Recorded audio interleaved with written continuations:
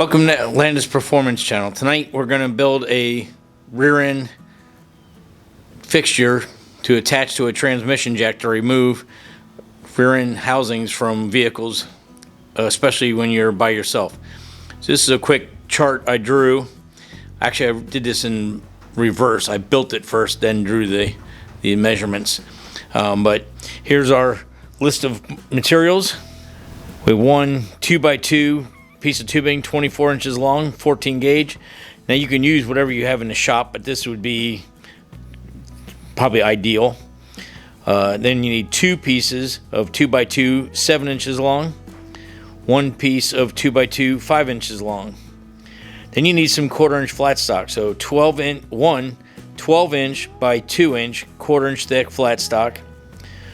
Two 8 inch long by 2 inch wide, 1/4 inch flat stock, and one 2 inch by 2 inch by 1/4 flat stock. And then you need one piece of pipe, not tubing, 1 inch pipe, 3 inches long. I'm gonna go over here. This is the threaded bolt that I used from McMaster-Carr. It's a 1 inch, 4 thread per inch, 12 inch long Acme threaded rod. And then I got two appropriate nuts, 1 inch, 4 thread for the tool. So basically what we're going to do is, this is our looking at the front of the frame, and I've measured a couple different rear end housings, and I thought that it's going to be best to have a 24 inch opening between our V bars that the rear end housing is going to sit on. And looking at it from the top view, we're going to come out 5 inches long and put that 2x2 plate here, cap this piece of tubing, and weld the nuts here. And what I did was I bought two nuts. I put them on the threaded rod with about an 1/8 inch gap between them, so they were in the middle of the threads, and then welded the nuts on and welded the seam together. So it ended up being about 1 3/4 inch long threaded tube for the threaded rod to sit in. Now here on the end is where these V's are going to go. This is the V that we're going to create to hold the axle tube. That's the 8 inch flat stock.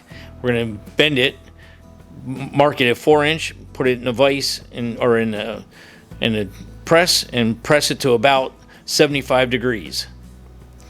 And then this is going to be for the pinion. This is going to be a 12 inch piece of flat stock. We're going to bend it at 65 degrees, 4 inches apart. So 4 inches of straight, and then put that on the corners, and that way it's wide enough to take a carrier for like a 9 inch carrier has a much wider face. And then that piece of tubing is going to weld on right here, so it'll sit on top of the Acme thread, so that you can adjust this height to compared to the actual tubing, so that rear end sits in the fixture correctly, and that way you can adjust pinion angle if you want to move the pinion angle. So these two pieces here would get welded on here at the end. We'll have our threaded rod that comes up through here, and then we'll put this piece on top of that. So that's the dimension. Oh, I wanted to put this. I also made these stanchions 5 inches tall here, so that a 9 inch carrier would fit in here without housing without bottoming out on there. And like I said, with the 24 inch width, you can get any of the welded 9 inch fabricated housings in there, and that'll all fit on there pretty good. So that's our drawing, and I'll put the list of parts in the description, but you can use whatever you want. I use 2x3 because that's what I had in the shop. I've started collecting parts to do this actually about 3 years ago, and I just finally got around to doing it. So let's go ahead and show you the tubing. All right, so this is some of the tubing we would normally use. Like I said, I've already built this unit, so can't show you the actual pieces cut up. But this is a 2x3 that I had in the shop, and it's 2 inch 1/4 inch thick, another piece of 2 inch 1/4 thick, and a couple odd pieces of square tube. So it really doesn't matter what size square tubing you use. You just want to catch the inside measurement. So you want 24 between your spans and 5 inches of lift to the V that connects to the axle tube. That way you have plenty of room for clearances. So I thought I'd show how I made the bent pieces for the saddles. So I cut the steel in the bandsaw, like I did with all the other parts. Take a sander, just take the edges off.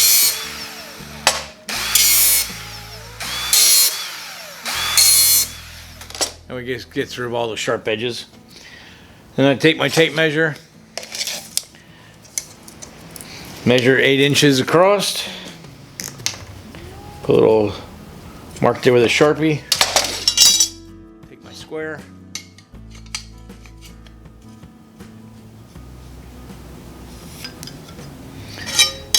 I put my mark there. A lot of times I use black, but on raw steel like this, I'll go ahead and use silver because it shows up a little better. Then we'll go ahead and, you could put this in a vise and beat it with a hammer, but you're going to end up with a very tight bent. So I like to do them in the press. Let me show you how I do that. Okay, so here we just got a little shop press, a little Harbor Freight cheapy deal. I'm going to use a vise, but you can use a C channel or an I-beam, anything that has an opening with some depth, so that you can have, when you press the piece and it bends, you can have a place for it to go. So I'm going to use this piece of brass. It's a 1.5 inch diameter, so that's going to give us a nice radius in our bend. So let me go ahead and show you how to do that. We put our steel plate on top of the opening with our bend line in the center of this space. Put our piece of brass there, that's our bending die. Once you've made contact, and you just simply bend it till you get the angle you want. To find out how far you want to go, I use these little simple protractors. You can get these anywhere. So we're going to put that at 70, and that's going to be our fixture then. Now you just pump.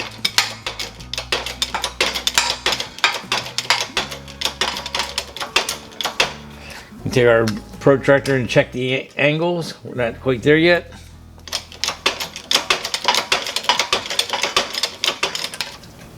There we go. Now we can release it out of the fixture, out of the press.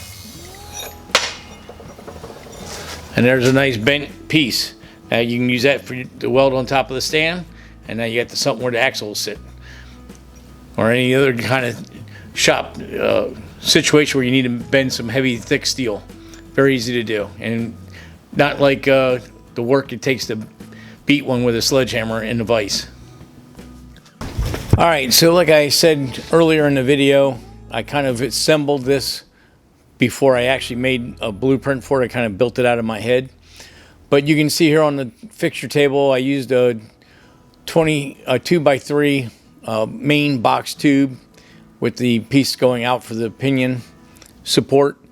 And that was what I had laying around the shop. And I used 2x2 uprights, and you can see the saddles there on the end for the axle tube. Now I went ahead on the front where the pinion adjuster is going to be. I put the 2x3 in this case cap on the end of it. I use this Acme threaded rod, which is 1 inch by 4 threads per inch with 2 nuts, and I had them spaced about 1/8 of an inch apart, and then tacked them in place, and then tacked it to the front of the fixture, made sure the threaded rod still moved freely, and then went ahead and welded it all up and welded the gap in between. Once I did that, I went ahead and stuck it on top of my transmission jack to see how it sat. And then the one piece that I did not put in my build materials is the pieces to bolt it down to the transmission jack plate itself. Now each transmission jack is going to have different size plate and different size hardware and different spacing on the holes. So the biggest thing is to set the axle housing fixture on your transmission jack. Make sure that your tilting knobs are away from the pinion Acme thread rod, and then take some scrap steel and just make some mounting ears like I did to my engine, my transmission jack, to make sure that this piece is firmly bolted down to the transmission jack. It's important so that you have the stability when you have all the weight sitting on the jack.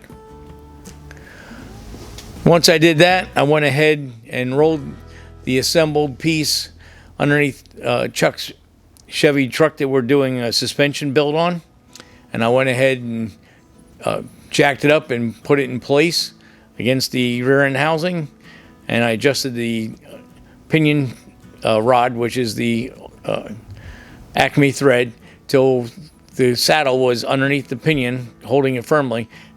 Before we removed it, we put the safety chain over it to firmly mount the rear end to the transmission jack. Then we unbolted it and removed the housing from the vehicle. All right, there it is, final product. Landis Performance axle housing fixture.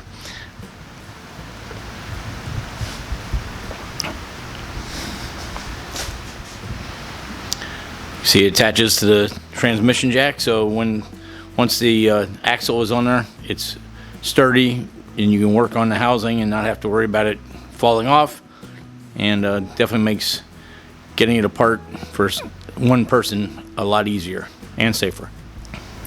Okay, a couple things.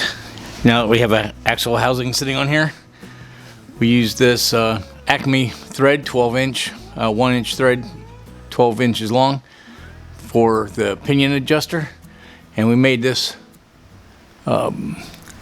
pinion support pretty wide, so it'll fit around a 9-inch housing or any normal rear dismount units will fit in there also. But you can adjust that to get your pinion angle right, so when you have the housing on, she's sturdy. You can move this around and it's solid, and it's not even chained down. So it makes a really safe way to remove a rear end housing out of a car or truck when you're working on it by yourself.